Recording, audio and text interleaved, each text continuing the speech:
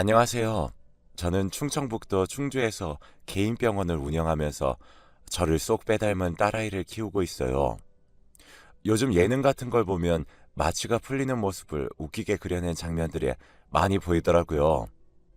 그 모습을 보니 제 인생을 확 뒤집어 엎어버린 남편과의 사건이 생각나 이렇게 사연을 보내게 되었습니다. 정말 그 수면 마취만 아니었더라도 지금쯤 아마 다른 모습으로 살고 있지 않을까 하는 생각이 드네요. 저는 고향은 충주이지만 대학 때문에 서울에서 공부를 했고 혼자 지내는 어머니가 걱정이 되어 나중에라도 꼭 충주에서 개원을 하고 싶었어요. 그래서 졸업 이후 서울에서 의사로 근무를 하다 나중에는 충주에 병원을 개원까지 하게 되었고요.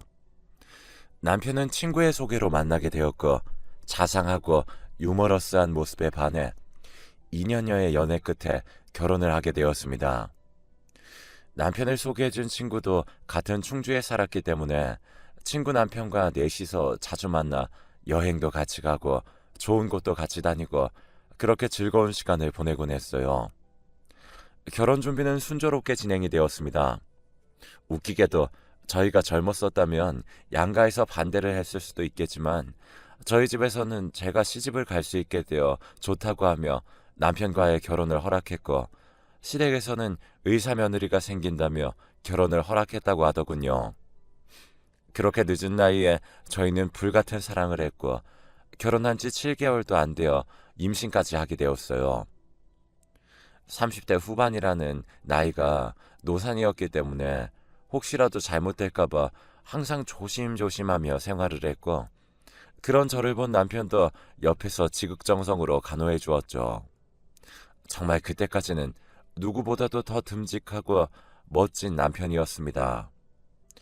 남편도 친구들보다 늦은 나이에 아이를 갖게 되어 퍽 즐거워 보였고 임신한 기간 내내 너무나 행복했어요. 태어날 아기를 위해 그 좋아하던 담배까지 끊었고요. 그렇게 몇 개월 후 아이를 출산할 날이 다가왔고 커져가는 아이만큼 배에도 살이 트기 시작하더군요.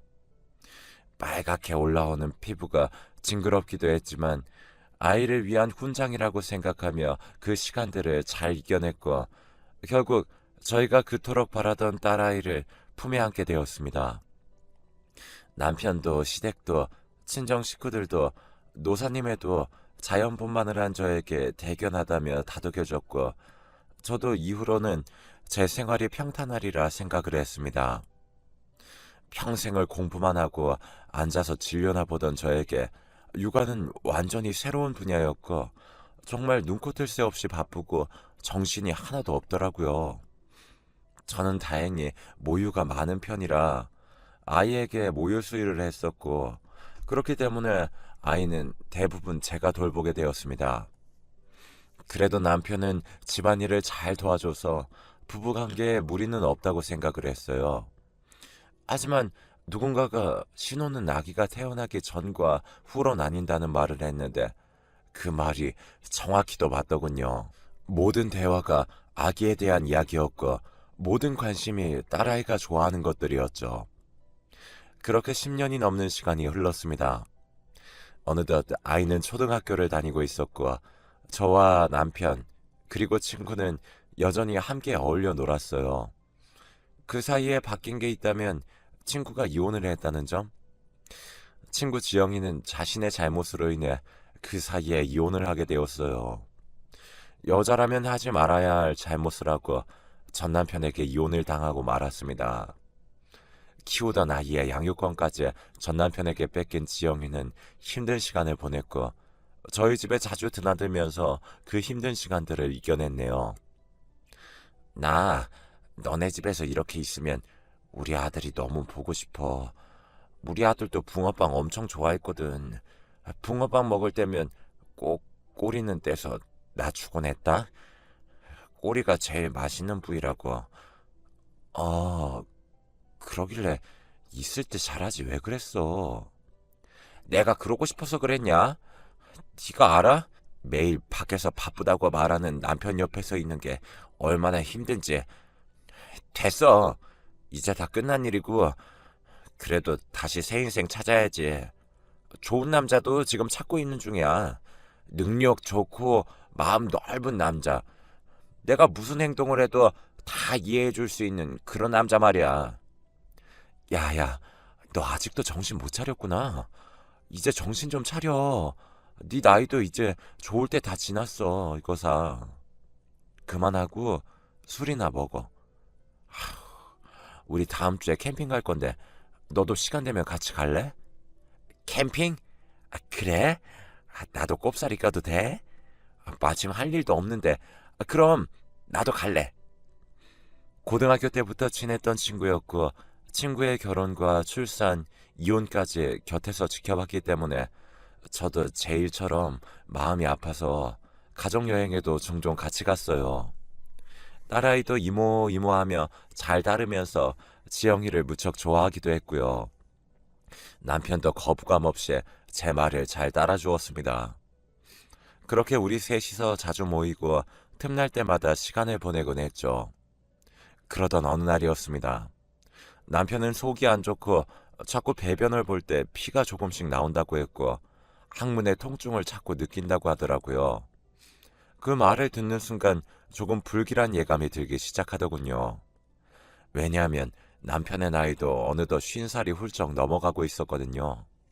그래서 저는 대충 넘어갈 일이 아니라는 판단을 내렸고 당장 제 병원으로 와서 건강검진도 할 겸 내시경을 해보자고 했죠. 내시경? 뭘 내시경이나 해. 그냥 음식 잘못 먹어서 그럴 거야. 약 먹으면 괜찮을 거야. 이러다 당신 큰 병이라도 생기면 어쩔 거야. 당신 나이도 있고 하니까 혹시 모르니 받아보자. 건강검진에서 암 발견된 사람들 엄청 많아.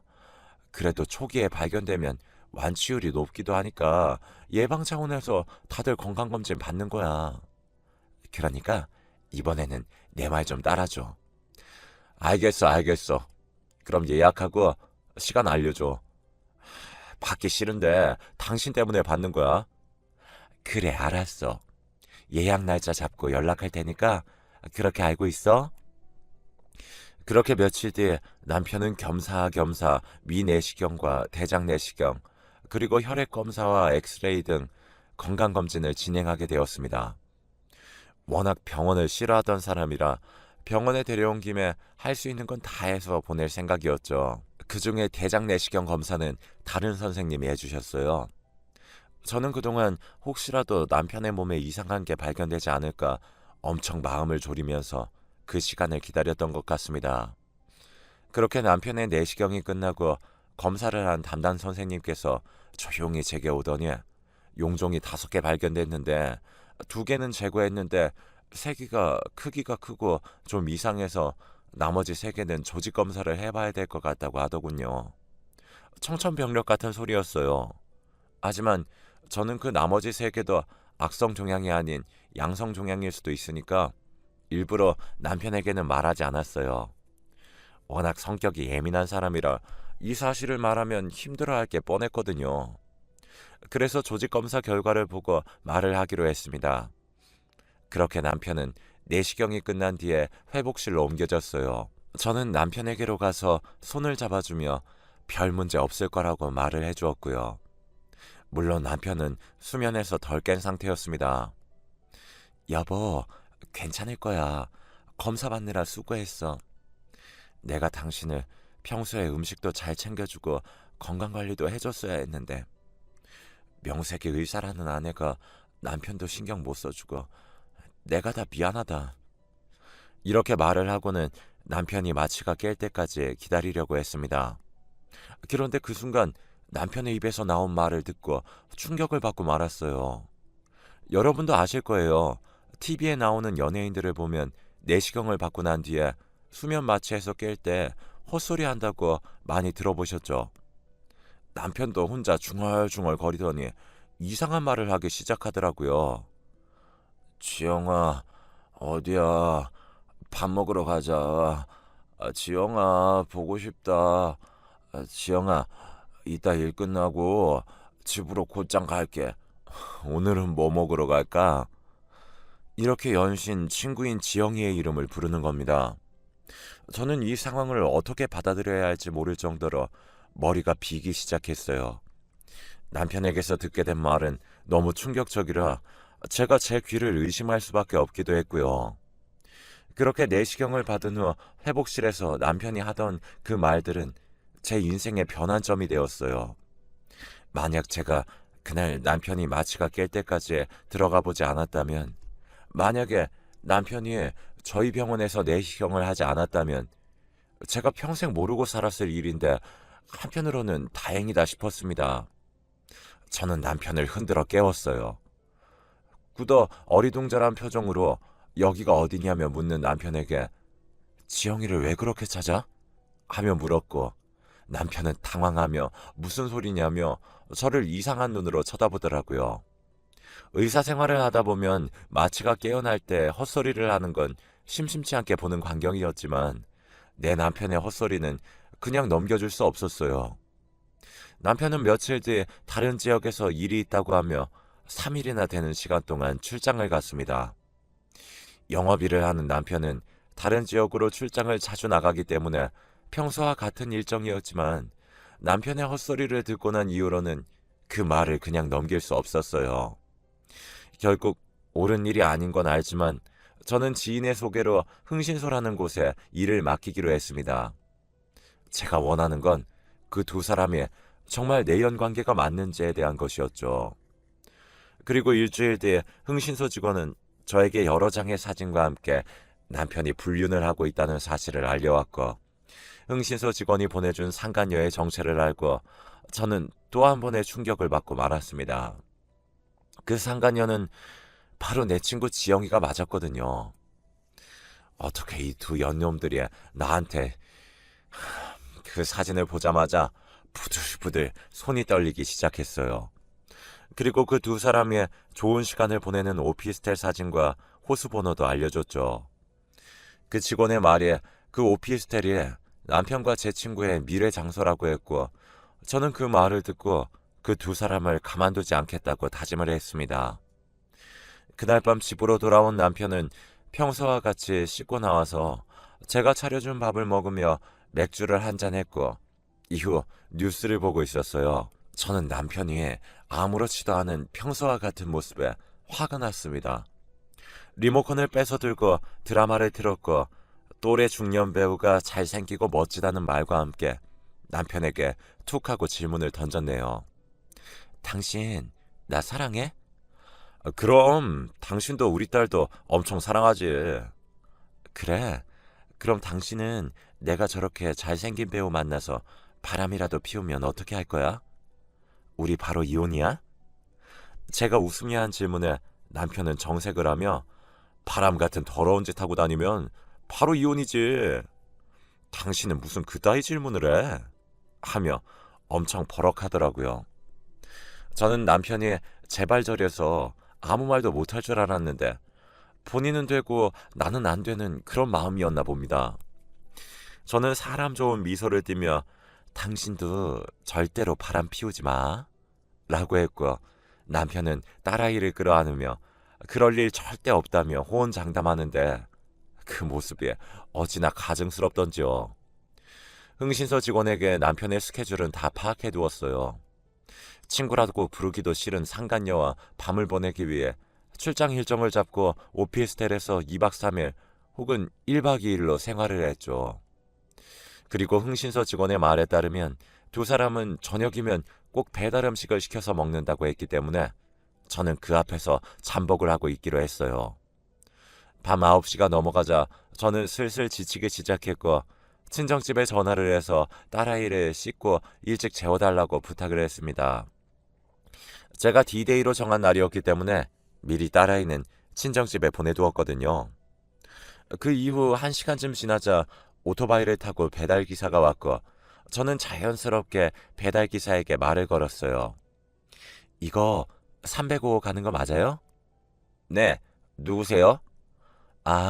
저희 남편이 시킨 거예요. 저 주시면 돼요. 아, 네. 맛있게 드세요.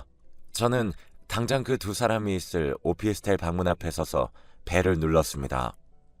음식이 온 걸 아는지 안에서 후다닥 하는 소리가 들렸고, 곧 문이 열리자마자 음식을 그대로 남편의 면상에 던져버렸습니다.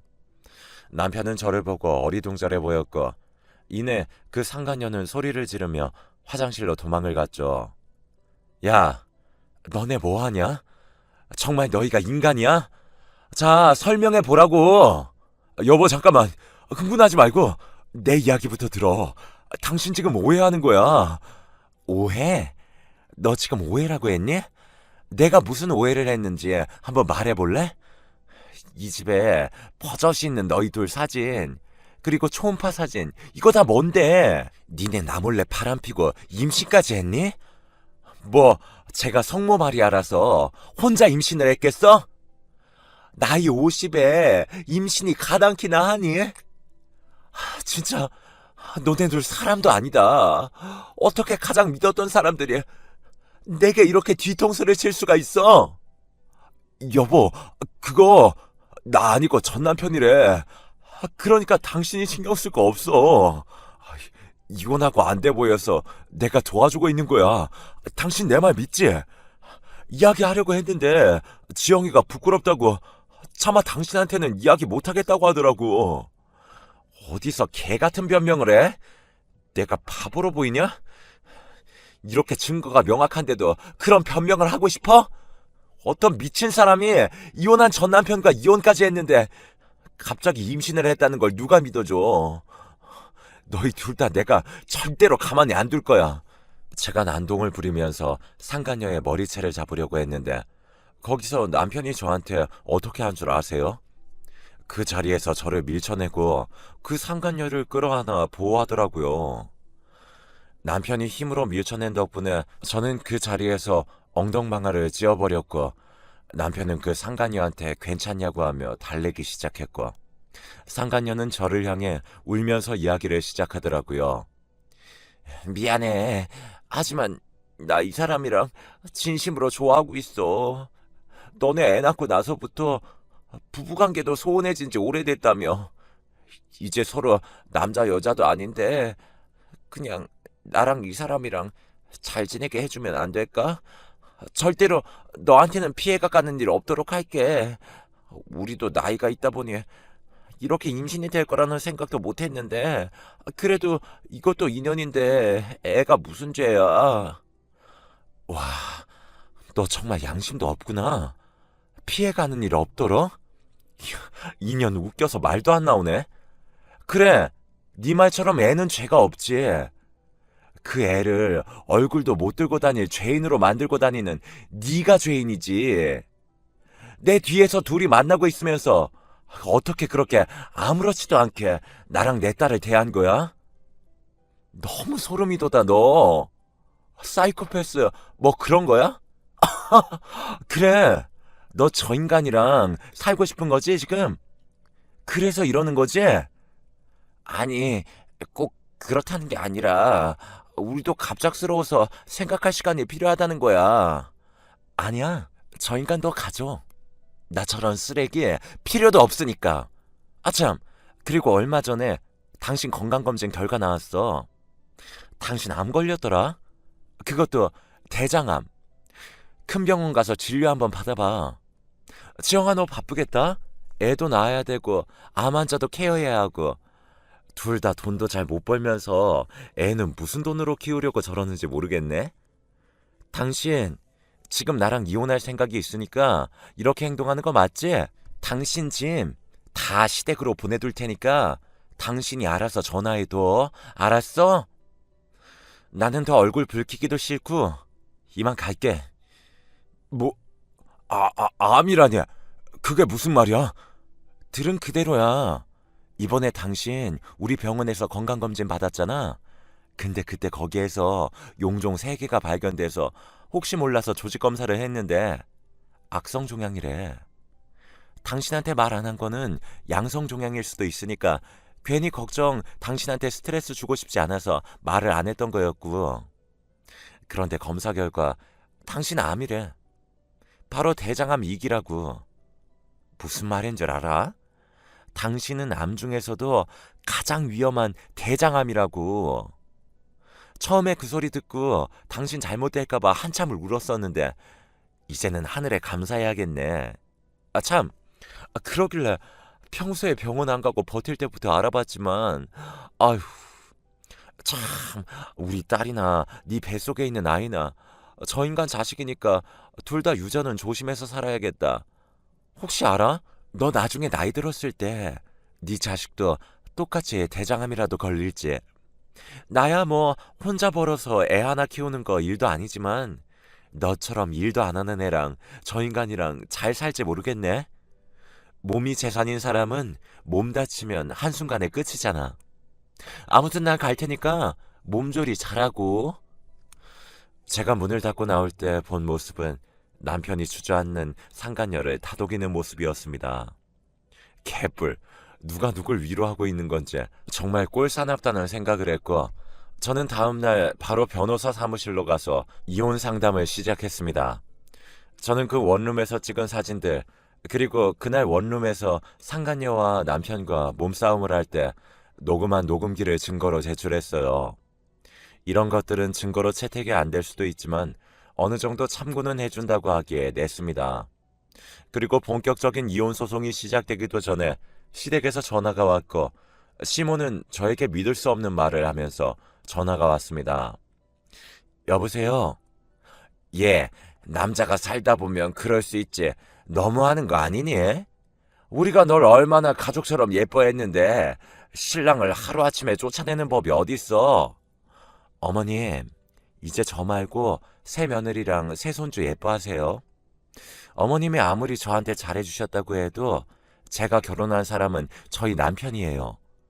그리고 사람이 사람 도리를 못하는데 그게 인간이에요? 저는 남편을 내쫓은 게 아니라 우리 집에 있는 재활용도 안 되는 쓰레기를 버린 거니까 남편 편들 생각은 마세요. 우리 아들 암이라며. 암인 거 알고도 이렇게 버리는 게 말이 되냐? 너 사실 내 아들이 암 환자라서 이혼하는 거 아니냐고. 네가 사근사근하게 애교 있게 했으면 걔가 바람 같은 걸 피웠겠어? 너도 잘못한 게 있으니 이만하고 용서해 줘라. 정말 왜 이렇게 다들 말귀를 못 알아듣는지 모르겠네요. 그 상간녀가 지금 임신 몇 개월인 줄 아세요? 건강검진은 불과 한 달 전에 한 거고요. 망상 그만하시고 앞으로 전화하지 마세요. 다음번에 전화하면 더 이상 시어머니 대접도 못 해드려요. 저는 매섭게 전화를 끊었고 이혼 소송을 진행하고 있었습니다. 사실 변호사를 고용해서 이혼을 진행하다 보니 제가 할 것도 없었어요. 다만 양육권 소송도 진행을 해야 하다 보니 아이에게 미안한 마음이 들 뿐이었죠. 그리고 그때 남편은 저에게 찾아와서는 한 번 더 말도 안 되는 미친 소리를 하기 시작했는데, 그 말을 듣고서 최대한 이 이혼을 깔끔하고 성공적으로 해야겠다, 이렇게 다짐하는 계기가 되었죠. 여보, 내가 정말 다 미안해. 지영이가 자꾸 날 홀리는 바람에 이성을 잃고 실수를 하게 됐어. 정말 몇 번만 만나고 헤어지려고 했어. 근데 지영이가 임신이 되어버렸고, 그러니까 남자로서 책임을 져야 될 것 같고, 그래서 나도 너무 힘들었다고. 나 그동안 당신하고 딸 보면서 열심히 살았잖아. 이번 한 번만 용서해주면 안 될까? 무슨 개소리야. 그리고 지영이 배에 있는 아이는, 그 아이는 어쩔 건데? 걔는 참 신기하네. 나이 50대에서 임신을 한 것도 용하다 용해. 내가 지영이한테 말 잘해서 애만 우리 호적에 올려서 키우면 안 될까? 지영이랑은 깔끔하게 헤어질게. 그러니까 당신도 조금만 양보를 해줘. 지영이 아이가 아들일 수도 있잖아. 우리 딸도 동생이 생기면 좋아할 거야. 무슨 개소리 하는 거야. 내가 왜 키워? 당신이 키워. 내가 왜? 나중에 나 죽고 나면 나랑 피 한 방울 안 섞인 애한테까지 재산을 줘가며 살아야겠어? 난 내 딸 하나 잘 키우면 돼. 정말 사람이 어쩜 그렇게 자기 주제도 모르는지. 당신을 받아줄 이유도 없고, 난 당신 때문에 남자라는 동물이 이제는 쳐다보기도 싫어. 다시 내 병원이나 집으로 찾아오지 마. 한 번만 더 찾아오면 법으로 해결할 수밖에 없어. 알았어? 제 앞에서 무릎 꿇고 있는 남편을 쳐다보지도 않고 저는 지나쳐갔어요. 그 결과 소송 끝에 결국 이혼을 하게 됐습니다. 재산 분할도 제게 유리한 쪽으로 가져오게 되었고 양육권도 마찬가지고요. 또 따로 위자료도 받을 수 있었고요. 상간녀인 그 친구년에게도 미자료 소송을 걸어 2천만 원을 받았고 충주에서 얼굴도 못 들고 다니게 제 주위 사람들, 친구들, 지인들에게 그년의 실체를 밝히고 거의 충주에서 매장시켜 버렸네요. 이혼 후 남편은 상간녀랑 새 살림을 차렸다고 합니다. 상간녀 친구, 그녀는 앞으로 사는 게 지옥 같을 겁니다. 병들고 늙은 사람 케어하는 게 쉽지가 않다는 걸 피부로 느껴보다 보면 얼마나 자신이 인생을 헛되게 살았는지 분명 알게 될 거라고요. 잘 살아보라죠 뭐. 그리고 대장암 수술을 잘 받았다고 하는데 대장암이라는 게 수술이 잘 되었어도 관리를 많이 해줘야 하는 암이라 여간 골치 아픈 병이 아닌데 아마 평생을 병자로 살아가야 되지 않나 싶네요. 그렇게 제 결혼 생활은 끝이 났습니다. 딸을 보면 마음이 아픈 건 사실이지만 전체적으로 본다면 후련한 것도 사실이에요. 정말 그때 전 남편이 내시경 검사를 하지 않았다면 계속 모르고 저들에게 이용만 당하고 살았을 것 같은데 정말 하늘에서 도와준 것만 같네요. 앞으로는 제 딸과 함께 새로운 인생을 살고 싶어 남편과 함께 했던 집을 팔고 새로운 곳으로 이사를 갔습니다. 그리고 그거 아시나요? 10년이나 키운 딸을 양육권과 친권을 다 저에게 주면서 앞으로 안 보고 살겠다고 하더군요. 참나, 그게 아빠가 할 소린가요? 그래서 제가 한마디 해줬어요. 그래, 내가 원하는 바야. 그 대신 양육비에 법원에서 70만 원씩 보내라고 판결 난 거 당신도 알지? 한 달이라도 늦추면 법대로 할 거니까 딸을 안 보더라도 아빠의 의무는 지켜줘. 라고 말이죠. 그 약속을 4개월 지키지 않고 있습니다. 물론 저 혼자 병원 운영하며 키워도 부족함이 없지만 남편에게 그 70만 원 나가는 돈이 얼마나 큰 돈인지 저는 잘 알고 있거든요. 대장암 치료하면서 생계도 막막할 건데 양육비까지 보내주려고 하면 머리가 아플 겁니다. 지금은 치료받느라 백수 상태이기도 하고요. 물론 상간녀 지영이 그년도 백수고요. 그래서 이번 달에 양육비 소송을 준비하고 있어요. 압류를 걸든 뭘 하든 받을 건 다 받아야 한다고 생각하거든요. 그렇게 저의 새 인생이 시작되었습니다. 오히려 남편과 같이 있을 때보다 행복하고 좋아요. 친정엄마가 그 덕분에 자주 오셔서 애도 잘 봐주시고 그걸 명목으로 저는 친정엄마에게 한 달씩 용돈도 드리게 됐고요. 이제는 더 이상 가슴 아픈 일 겪고 싶지 않습니다. 앞으로는 좋은 일, 행복한 일, 하루하루 기쁜 일만 있을 수 있도록 더 열심히 살아야겠어요. 이걸 보시는 분들도 좋은 일만 가득하시길 바라고 여러분 가정에 건강과 평화가 함께 하시길 기원합니다.